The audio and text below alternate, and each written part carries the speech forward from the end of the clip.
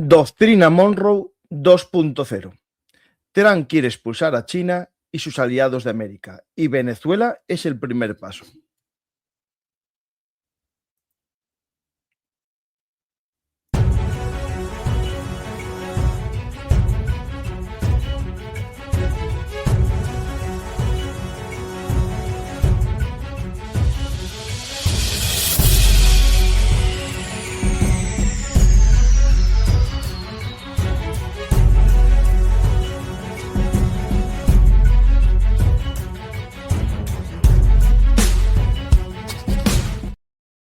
El ataque contra Venezuela no fue solo un cambio de régimen, fue el final violento de una etapa de la globalización y el inicio de una nueva lógica estratégica en el hemisferio occidental. El momento decisivo llegó antes de lo esperado, con la confirmación de los ataques a Venezuela, el asalto a Fuerte Tiuna y la captura de Nicolás Maduro. El llamado conflicto congelado venezolano saltó por los aires.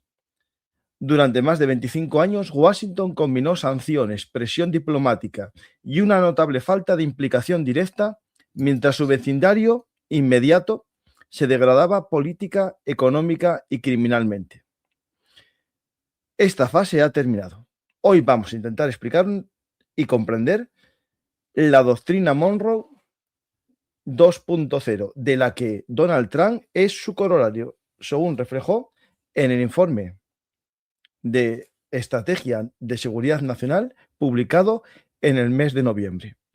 Mientras buena parte del debate mediático se está centrando en la legalidad de la operación Lanza del Sur, la detención de Maduro y también, como no, en el futuro de Venezuela, nosotros hay que fijarnos en la batalla política interna también en Estados Unidos. Pero lo importante no es un juego de derrocar dictadores, acabar con el narcoterrorismo, sino jugar a limpiar el patio trasero estadounidense. Lo ocurrido en Venezuela marca ese punto de ruptura con el abandono práctico del paradigma de la globalización abierta y se va a un modelo de control regional, seguridad de suministros y reducción de dependencias externas, algo que llevo explicando mucho tiempo y puse por escrito en mi libro Un mundo convulso, claves geopolíticas para el siglo XXI, la importancia del control de las cadenas de suministros. Y por lo tanto estamos en este escenario geopolítico vital para entender el por qué está pasando esto en Venezuela, por qué puede pasar algo en Colombia en breve, viendo las amenazas, y para mí, algo que me parece más rupturista y criticable que la intervención para detener a un dictador como Maduro, culpable del narcotráfico, como tendrán que sentenciar los jueces estadounidenses, es lo que puede pasar con Groenlandia, una parte de la OTAN, una parte de Dinamarca, que tendrá que decidir su futuro, su independencia, pero nadie puede anexionarse un territorio como parece que se plantea desde la Casa Blanca. Pero hay que entender que este escenario que estamos hablando de la Casa Blanca y Groenlandia tiene mucho que ver con el escenario que yo os quiero también contar de esta doctrina Monroe, América para los americanos 2.0. Vamos a intentar conocer Groenlandia. No, hoy vamos a hablar de por qué esta doctrina Monroe. La idea es la tecnolocalización, la decisión de concentrar cadenas de suministros, recursos estratégicos e infraestructuras críticas dentro de un espacio geográfico políticamente controlable. En este caso, el hemisferio occidental. La idea que se tiene que entender es que todo esto va vinculado a esas tierras raras, a ese control de litio, a ese control de elementos esenciales para la cadena logística actual. ¿Y por qué es todo esto? Porque ya sabemos que detrás del control de todo esto está ¿quién? China. Por lo tanto, el ataque a Venezuela realmente no era un ataque solamente al régimen bolivariano. Estamos viendo que tras la detención de Maduro se habla de que continúe durante un tiempo en una especie de transición. Delcy Rodríguez, famosa en Badajoz con sus maletas bastante pasadas de límite de equipaje de mano. Y vamos a hablar por qué. ¿Por qué Pekín? ¿Por qué Venezuela? ¿Por qué el control de materias primas? Y todo hay que ir hilando, viendo mensajes claros y contundentes. Justo el día de la detención de Maduro, ese día, una delegación china estuvo visitando Caracas, estuvo reunido con Maduro unas horas previas a la detención para renovar los acuerdos comerciales e incluso abrir más vías estratégicas de colaboración entre Venezuela y China. Y a las pocas horas se activa una operación que se lleva planeando meses, que incluso hay ya muchos teóricos que hablan que si es verdad que Estados Unidos quería acabar con Maduro, quería acabar con el régimen, había intentado negociar, se había visto muchas noticias de esa negociación, pero lo que es la gota que colmó el vaso, según muchos analistas estadounidenses, es imágenes como esta, en la que ante los intentos de Trump de convencer a Maduro de que se rindiera, enviando sus portaaviones, enviando cada vez más numerosas al Golfo de México, actualmente conocido como Golfo de América por decisión de Donald Trump. Bailes como estos de Nicolás Maduro no sirvieron para, digamos, atemorizar a Donald Trump, sino para enfadarlo y ver que tenía que acabar con él en prisión. Ya no le quiso dar más oportunidades a este bailarín, que en cada baile, en cada movimiento sensual, se estaba burlando de Donald Trump, que es el único que puede bailar a los Village People. Pues tenemos ese mensaje que es dirigido a Pekín y os voy a poner justo el vídeo. Me trae muy buenos recuerdos. Feliz año. Feliz año nuevo. Este es el año del caballo, ¿verdad, Salvador? Ah, usted es caballo. Soy tigre. Yo soy tigre. Tú. Tanto. Aquí ve a un antiguo conocido chino que estuvo en su fase de ministro de Exteriores de Hugo Chávez. Maduro conoció a este diplomático chino y mantuvo relaciones. Yo lo conocí a él muy joven, muy joven. Hace 20 años. Hace 20 años que lo conocí como traductor cuando estaba el presidente. Pues aquí está este mensaje que se dirige a Pekín. Acabaremos con tus aliados o tus peones en mi continente. En la doctrina Monroe 2.0, América para los americanos de Norteamérica. Durante esta última década, China ha desarrollado en Hispanoamérica una estrategia coherente, paciente y poco visible. Mientras los Estados Unidos se centraba en otros escenarios, Pekín fue adquiriendo activos estratégicos que no generan titulares, pero sí poder y control de esas rutas comerciales y la cadena de suministros industriales. Puertos, redes eléctricas, empresas energéticas, créditos ligados a materias primas y control logístico, algo que ya os expliqué en muchos programas de África. El caso más evidente es el famoso puerto de Chancay, en Perú, una infraestructura de gran calado financiada y construida por China, diseñada para operar como nodo logístico directo hacia Asia, reduciendo la dependencia del Canal de Panamá. Esta obra, al igual que otras de la red de puertos controlados por China, no solamente es un puerto comercial, es una pieza estratégica del tablero chino para la comercialización de sus productos elaborados, pero también para la obtención de suministros para sus fábricas. En el sector energético, empresas estatales chinas controlan una parte significativa de la red eléctrica chilena y brasileña. También una infraestructura crítica no fácilmente reversible, esta de las centrales eléctricas y redes eléctricas. Y Venezuela era el ejemplo más extremo. miles de millones de dólares en deuda con China, pagadas en petróleo.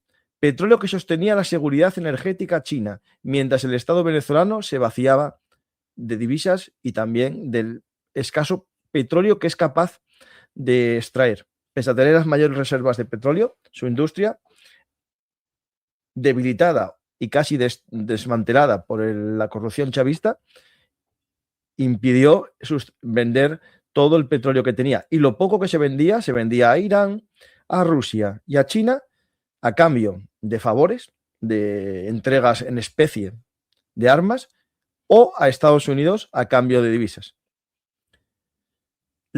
Hablando de armas, yo creo que es importante resaltar los últimos análisis que se está hablando sobre el papel, ¿no?, de las defensas chinas. En este caso, hay muchos autores o analistas que están hablando del gran fallo del radar chino JI-27, un supuesto radar que iba a detectar a los F-22 y F-35, que parece que falló tanto que no detectó ni a los Chinook ni a los Black Hawk. ¿Por qué ha fallado? Traición interna, guerra electrónica estadounidense. Si fue esto último, la guerra electrónica estadounidense con los F-18, ¿qué pasaría aquí? Que al parecer las defensas chinas no serían tan buenas como nos vende la propaganda. Seguimos analizando que la caída del régimen de Maduro elimina el principal anclaje político de la presencia china más opaca y contundente en el Caribe y en el norte de Sudamérica. Alguien pensará Cuba, no, en Cuba no hay una gran presencia china porque tampoco hay nada que rascar. Eso es importante. Entender que China no puede rascar muchas materias primas. De hecho, Cuba pagaba a Venezuela por su petróleo, por el petróleo venezolano, el que estaba nutriendo a la energía cubana y a la industria y a los automóviles cubanos, le pagaba en especie, con médicos, servicios de información, inteligencia, seguridad, como por ejemplo la noticia que ya os habíamos contado muchas veces aquí en Bellum Artis, que el anillo de la seguridad personal de Maduro, los últimos guardaespaldas de su serie de anillos, de sus 4 anillos, eran cubanos, y el propio gobierno cubano ha anunciado la muerte de 32 de sus nacionales que estaban en Venezuela como guardaespaldas personales de Maduro. Recordar que siempre los dictadores, a lo largo de la historia, no siempre, pero un 95% de los dictadores se protegían por una guardia extranjera, que es fiel al dinero, y como saben que si un día pierde su líder los van a matar, pues suelen combatir hasta el último momento. Vamos a hablar un poco de esta doctrina 2.0 Monroe, que no es solamente un tema de ideología. Es un aviso estadounidense de que las infraestructuras estratégicas del hemisferio occidental no pueden quedar bajo control de potencias rivales. ¿Y quién son estas potencias rivales? Pues son China y Rusia. Con Rusia es una relación extraña la que tiene. Sabéis todos que por un lado tiene cierta admiración con Putin, pero por otro, cada vez que proclama un motivo para ocupar Groenlandia, habla de que está Rusia allí. Y por tanto, si Rusia, por un lado, parece que tienen que ser aliados y por otro son rivales, ¿con qué versión nos quedamos? Pues quedaros con la que estáis pensando, son rivales y siempre lo serán. Y Estados Unidos puede pensar una cosa su presidente, pero el Deep State, todo el sistema estadounidense de defensa lo tiene bien claro. Y justo hoy hay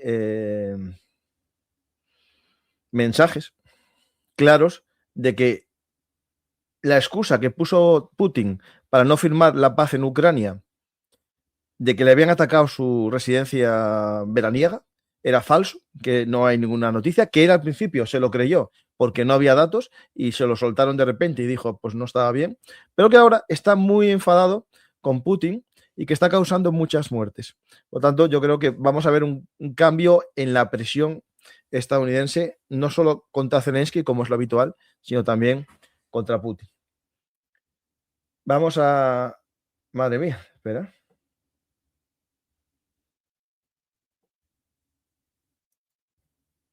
Madre mía. Esta noticia es nueva, es de OK Diario, no sé si es cierto, pero que hablan que Estados Unidos acusó a Maduro, su esposa e hijo, de traficar 200 toneladas anuales de cocaína con jets oficiales. Y hay gente aquí hablando de las famosas maletas de Delsi, que a ver si en vez de ser de oro era otra cosa, ¿no? Con valija diplomática, ¿no? ¿Entendéis? Pues vamos a seguir avanzando con la idea que al final se está uniendo estos puntos que os estoy diciendo, ¿no?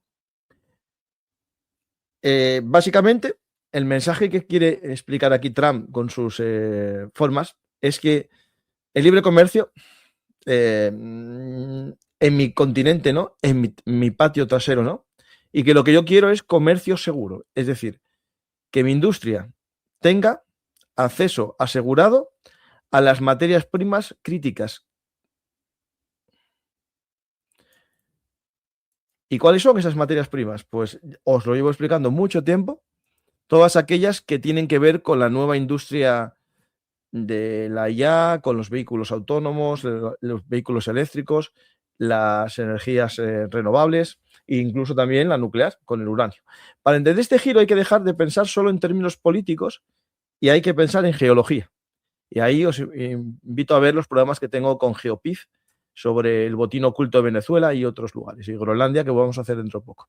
El siglo XX gira en torno al petróleo, pero el XXI va a girar en torno a esos minerales críticos o materias estratégicas, como el litio, las tierras raras, el coltán, el torio, el niobio, y todas ellas son esenciales para la industria de defensa, la inteligencia artificial, como os dije, y las energías renovables. Venezuela no era solo un estado fallido, un narcoestado, como viene a decir la administración de Trump. Era un espacio clave para ellos en esta geografía del poder. Al sur del Orinoco se extiende el arco minero. Durante años funcionó como una zona opaca donde operaban los cárteles, el cártel de los soles, las redes criminales y grupos guerrilleros, actores externos que explotaban minas de coltán y de oro, pero también de otros minerales estratégicos. Todo fuera de un control transparente y, por lo tanto, para Estados Unidos sabe que dotaban de materias primas a sus adversarios geoestratégicos. De minería, os invito a ver el botín oculto de Venezuela, que hice un programa con GeoPIF, que os invito también a conocer, en el que explica todo el sistema minero. Aquí tenéis el programa, el Gran Botín Oculto, con José Manuel Cueto. Para que sepáis más sobre el tema de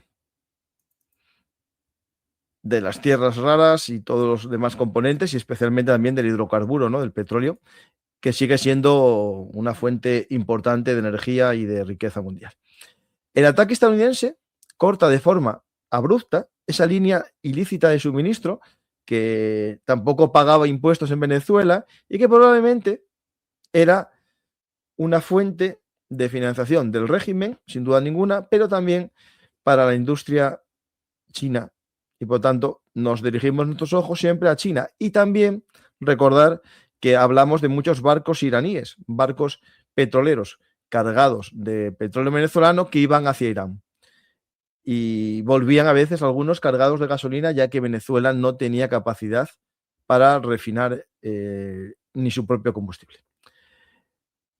Si se estabiliza el entorno, el famoso escudo guayanés, que está Surinam allí, aparece como una región rica en monazita y cerio, tierras raras cuyo refinado hoy depende casi por completo de China, y que Estados Unidos quiere empezar a tener capacidad de refino y de control de las minas.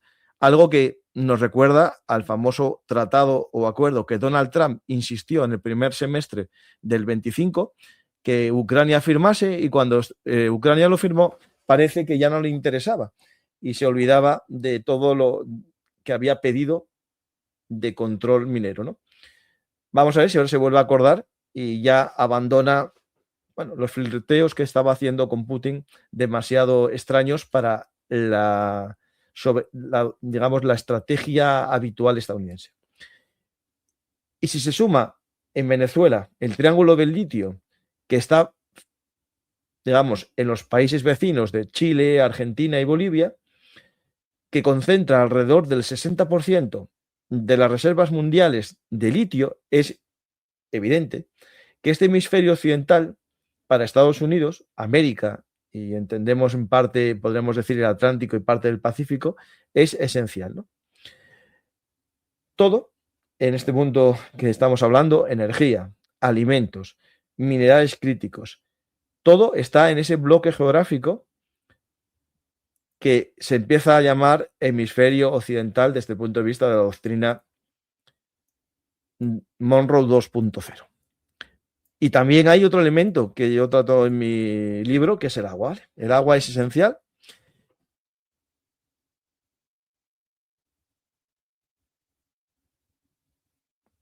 Y hay que recordar los grandes ríos del Orinoco y el Amazonas, que dan una capacidad de control de agua dulce muy importante.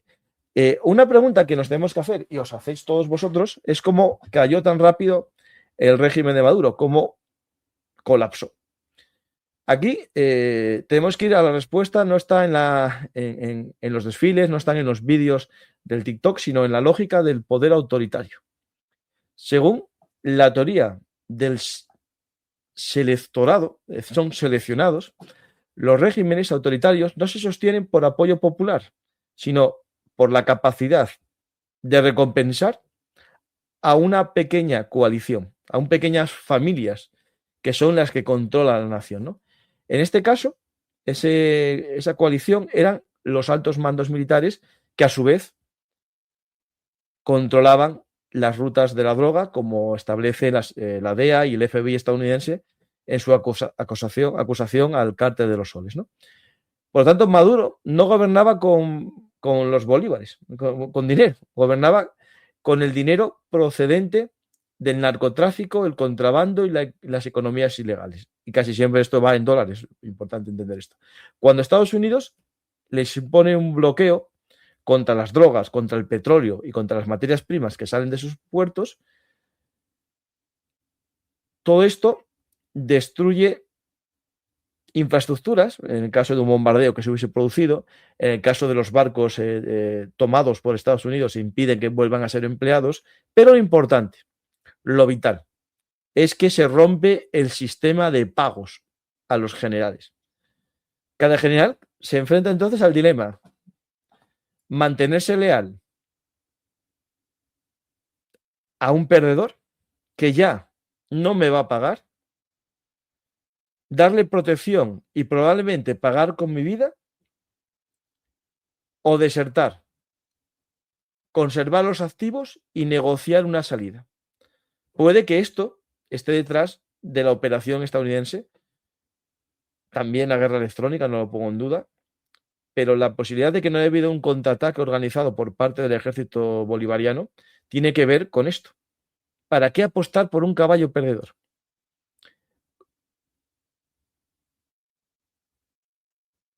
Por lo tanto, esta derrota, que fue militar también, pero hay que ir siempre a ese colapso por falta de incentivos.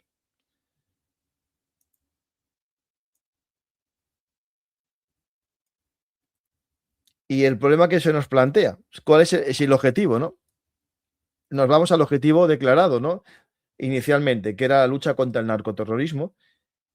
El narcoterrorismo no desaparece, porque no desaparece el tráfico, ni la oferta, ni la demanda. Se desplaza hacia otros lugares. Venezuela funcionaba como un estado santuario, en el que las redes criminales operaban tranquilamente, podían hacer sus intercambios, podían almacenar las sustancias y preparar vuelos o navegaciones de lanchas para llegar a Estados Unidos, también blanquear dinero, empleando redes como Hezbollah para el blanqueo internacional de dinero, y era un nodo central para ese tráfico de drogas. Pero no solo para América, para Estados Unidos, sino también para Europa y África Occidental, uniéndose con los cárteles mexicanos como el de Sinaloa y también los productores colombianos. Cuando desaparecen o se destruyen infraestructuras como la Carlota y los puertos como Puerto Cabello, Estados Unidos elimina ese refugio y el efecto inmediato es el llamado efecto cucaracha. Es decir, se ilumina un espacio criminal, las organizaciones se dispersan hacia los territorios vecinos. Y estos territorios vecinos son Colombia, Ecuador y México. Colombia y México están señalados por Trump ahora. Petro, en Colombia, es la nueva obsesión de Trump. Incluso vino a decir que le quedaba poco en el poder. Alguien está interpretando una operación directa contra Petro y otros dicen no, es que en mayo hay elecciones en Colombia y las encuestas y los resultados parece que se encaminan a una derrota electoral.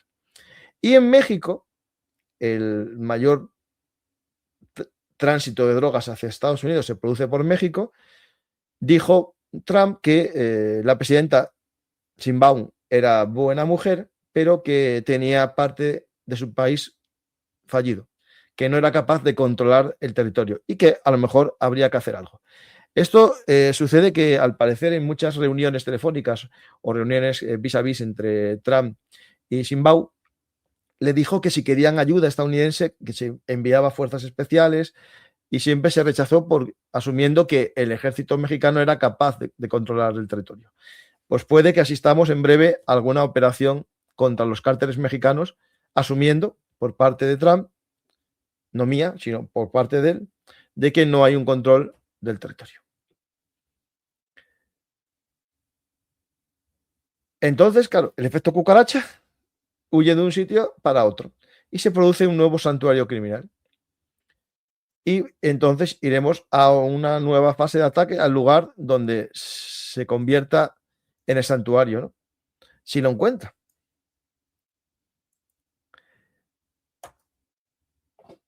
Y también nos vamos a estas consecuencias, ¿no?, políticas.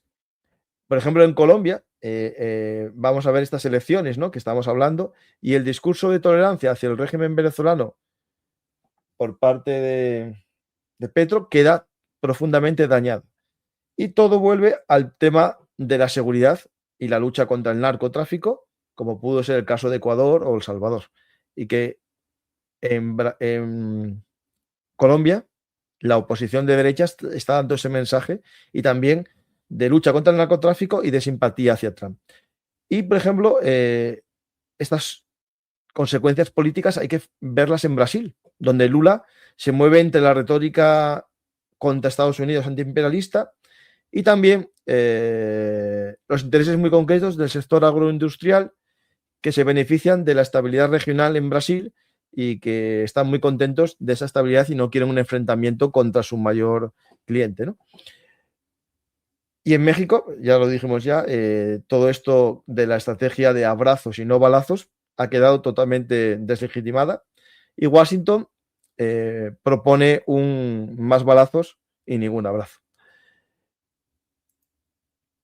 Y para finalizar, antes de que hagáis alguna pregunta, tenemos una conclusión que yo creo que es interesante para entender el porqué de todo esto, ¿no?, de esta estrategia estadounidense,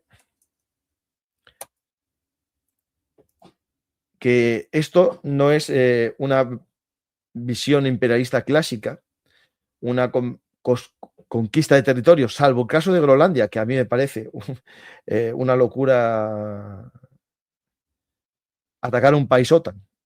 Yo creo que lo que está haciendo Donald Trump en este caso es intentar sacar más bases estadounidenses, que ya tiene concesiones de seguridad, como recordó la primera ministra danesa, ya tiene bases y podría tener alguna más porque Groenlandia tampoco tiene un control, digamos, Dinamarca, un control militar total de la isla, no es un peligro, no está lleno de bases y Estados Unidos tenía varias más, como la de Thule, que abandonó y ahora solo tiene una en funcionamiento activo. Puede abrir más y no creo que Dinamarca le diga nada porque le haría un favor también a la economía groenlandesa, ¿no?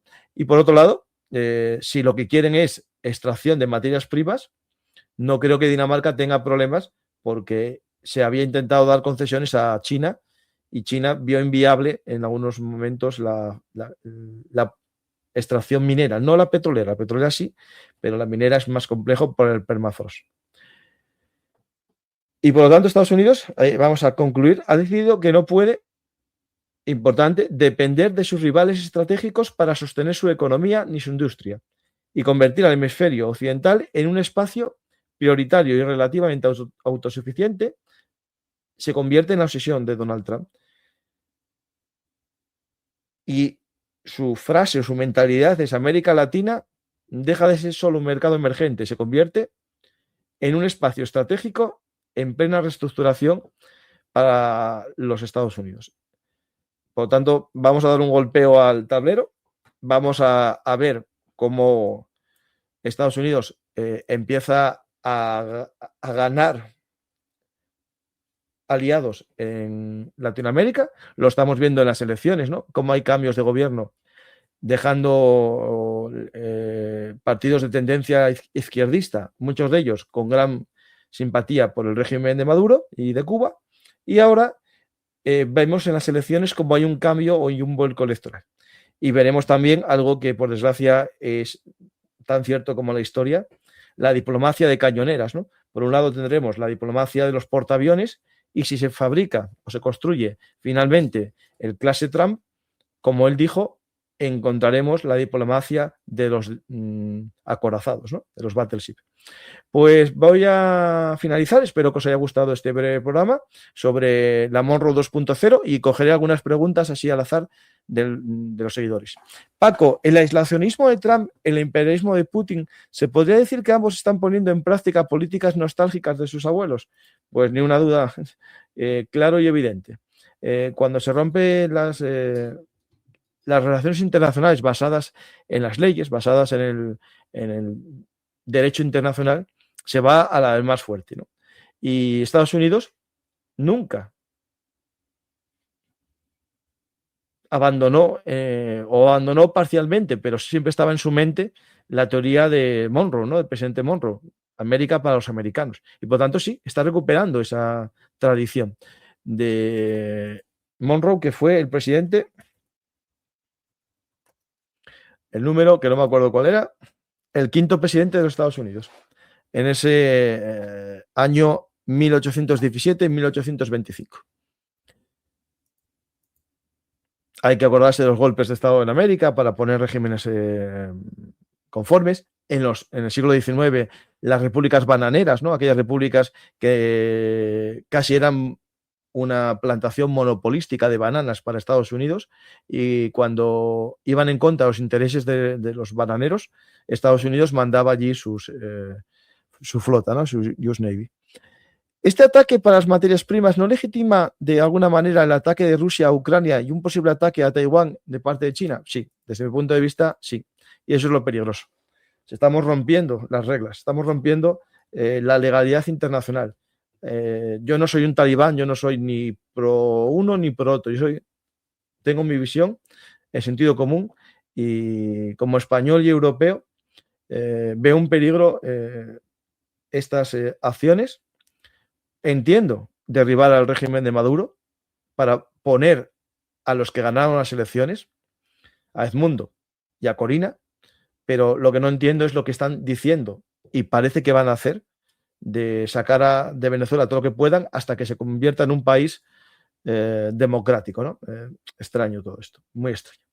Pero es que en Estados Unidos no está gustando tampoco lo que está haciendo. Es decir, hay una crítica importante en los medios estadounidenses que incluso ya no se contentan con la detención de Maduro porque ven lo que hay detrás. El New York Times hizo un artículo, una crítica muy, muy grande a esta operación.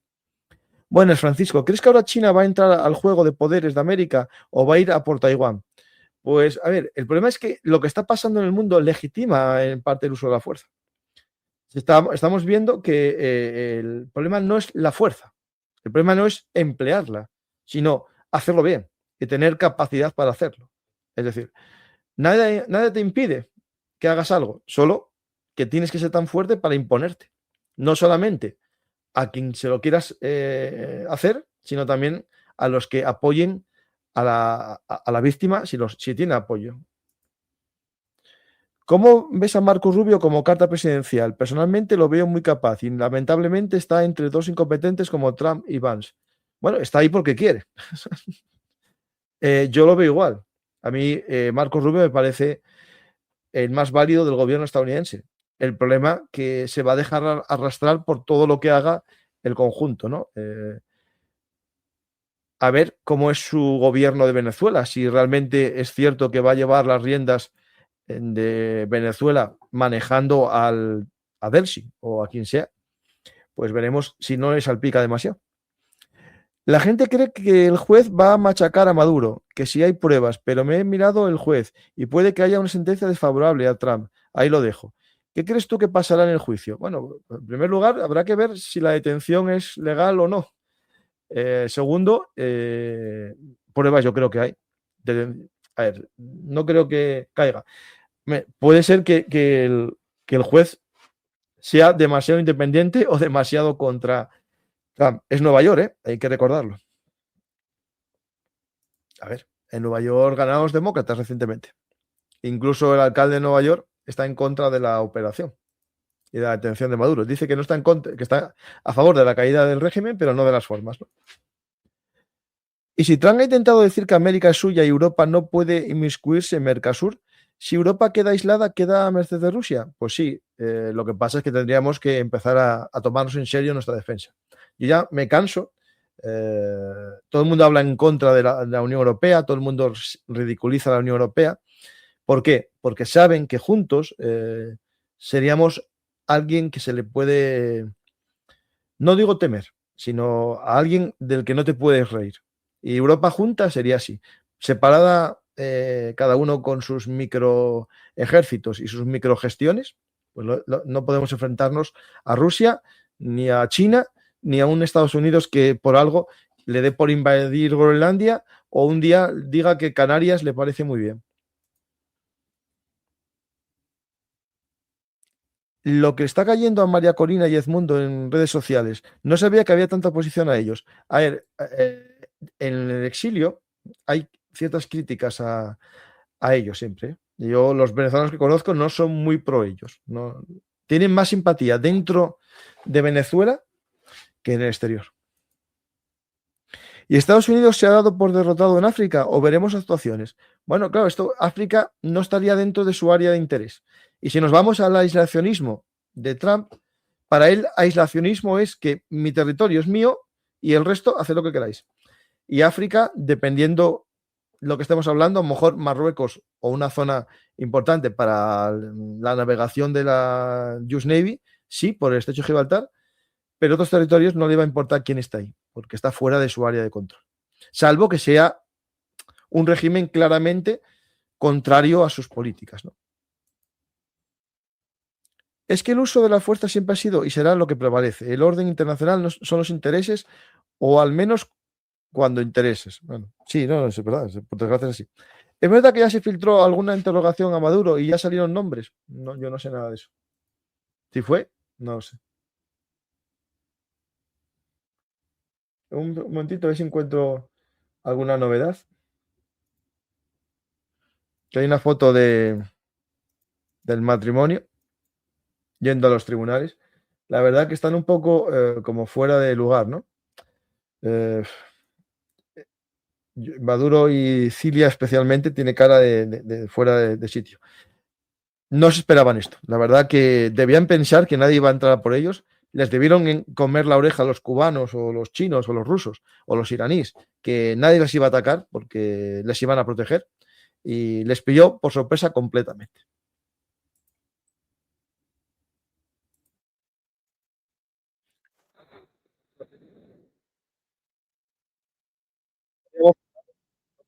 Ataques, más bien acabar con él, pero entrar de esta forma tan limpia y capturarlo. En breve, yo creo que asistiremos a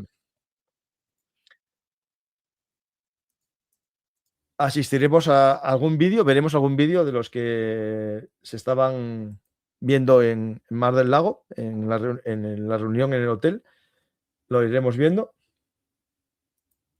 Mira, esto es importante. Mira, por ejemplo, en las relaciones que está teniendo Europa con el tema de Groenlandia, aquí tenemos que el primer ministro sueco, Ulf Kristersson, ha emitido una clara declaración de apoyo a Dinamarca y Groenlandia en medio de la tensión reciente.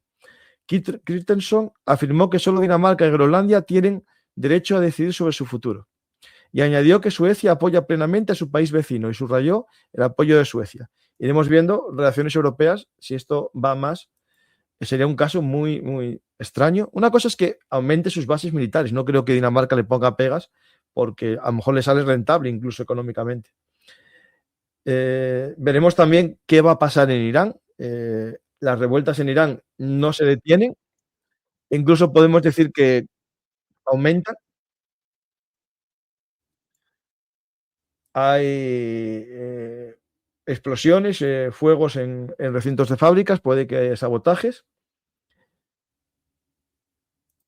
También vemos manifestantes que se enfrentan decididamente contra los miembros de la Guardia Revolucionaria y también de las milicias Basij. Bueno, a ver cómo va yendo.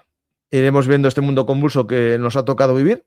Hoy os tengo que dejar porque tengo asuntos familiares importantes. Recordad que hoy es el día monárquico por excelencia. Llegan los Reyes Magos, por lo tanto, que os traigan a todos un buen regalo.